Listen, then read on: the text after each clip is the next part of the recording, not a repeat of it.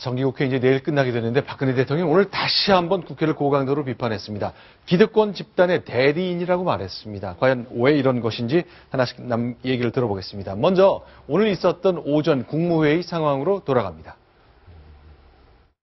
국회가 기득권 집단의 대리인이 되어 청년들의 희망을 볼모로 잡고 있는 동안 우리 청년들의 고통은 나날이 커지고 있습니다.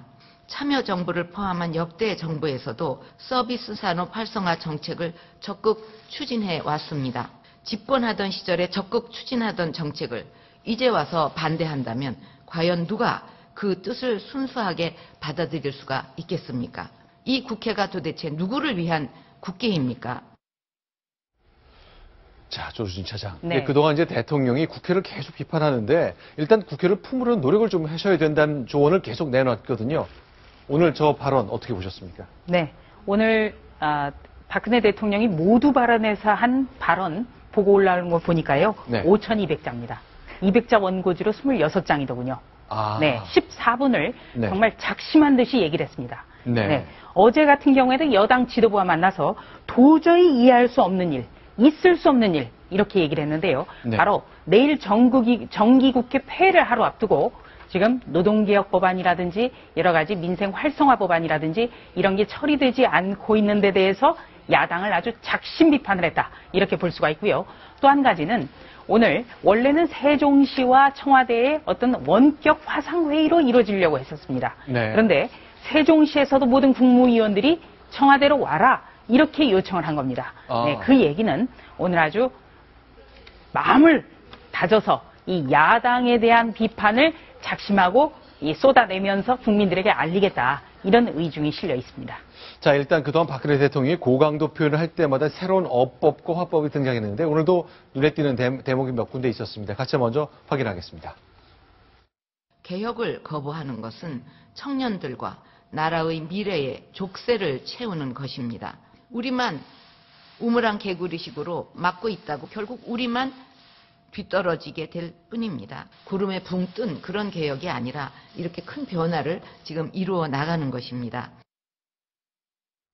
자, 그러니까 일단 국회는 제가 보니까 지금은 여야 모두 만나서 합의해서 뭔가 입법을 할 여력이 잘 안 보입니다. 그런데 이제 조순희 차장, 네. 내일까지 정기국회고 모레부터 임시국회 열리는 겁니까? 아니면 안 열리는 건가요? 네, 우선 이 정기국회가 이제 하루 남았습니다. 그런데 지금 지난번 새 예산안은 먼저 처리하고 나중에 5가지 중요한 법안은 나중에 처리하기로 합의가 됐는데요. 지금까지도 여야 간 접점이 찾아지지 않았기 때문에 내일 타결될 가능성은 굉장히 낮습니다. 그런데 새누리당이 여기에 대비해서 내일 본회의가 끝나자마자 모레부터 임시국회를 시작한다.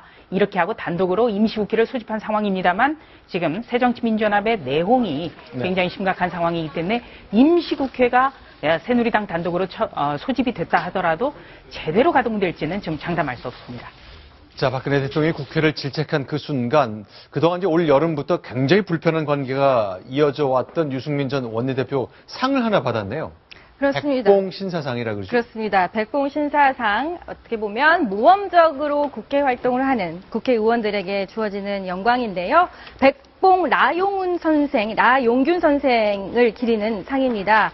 오늘 대상은 유승민 의원이 영광을 차지했고 그 외에 10명이 신사의원 베스트 10에 들었고요. 이 중에는 정의화 국회의장, 새누리당 김무성 대표, 또 새정치민주연합 문재인 대표, 정의당 신상정 대표 등도 이름을 올렸습니다. 자, 이제 신사의 정치에 대한 문화를 만들 게 굉장히 급한데 대통령과 아주 정반대쪽에 있는 유승민 의원이 이제 상을 받았습니다. 과연 어떤 상황이 될까? 여당 얘기를 조금만 더 보겠습니다. 유승민, 김무성 두 정치인이 향후 공천과 관련돼서 각각 자신의 생각을 밝혔습니다. 결선 투표자가 또 관심이 올랐는데 같이 확인하겠습니다. 투표제가 TK 물갈이용으로 좀 악용될 수도 있다 이런 얘기도 있어요. 오늘 그런 이야기 하지 맙시다. 이게 영남 물갈이로 활용될 수 있다 이런 식으로 좀 보도가 나왔는데 어떻게 보시나요? 그런 주장하는 사람한테 가서 물어봐야지 나한테 그런 거. 나중에 얼마나 그 크기에서 이제 정해. 글쎄, 아직 모르겠어. 자, 그만합시다. 합의합시다. 네. 자, 공천을 통한 물갈이 논란 뭐 한 달 전부터 끊임없이 관심이 모아졌지만 뭐 특별히 오늘은 더 이상 얘기를 할 수 없을 만큼 동력을 많이 받지 못한 것 같은데 물밑에서 좀 다른가요? 어떻습니까? 네, 지금 이제 새누리당도 본격적인 총선 체제가 닥쳤고, 그리고 이 총선 룰과 관련해서 일단 결선 투표제를 도입을 하기로 했습니다.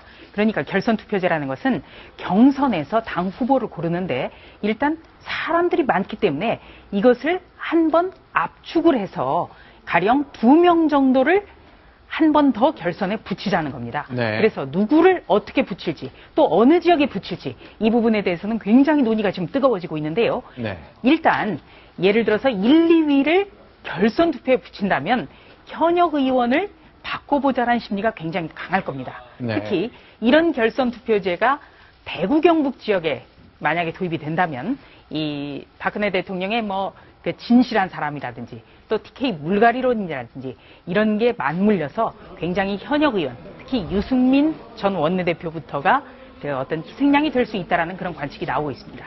알겠습니다. 자, 지금 이제 새정치민주연합 말고 이제 새누리당에서는 여당 내에서 약간의 이런 긴장이 물밑에서 보입니다만 어찌 보면 지금의 야당의 상황과 비춰볼 때 굉장히 한가해 보일 정도입니다. 저희는 잠시 후에 급박한 야당의 내홍 점검해 보겠습니다. 일단은 국내 소식 관련된 거 조금 더 보겠습니다.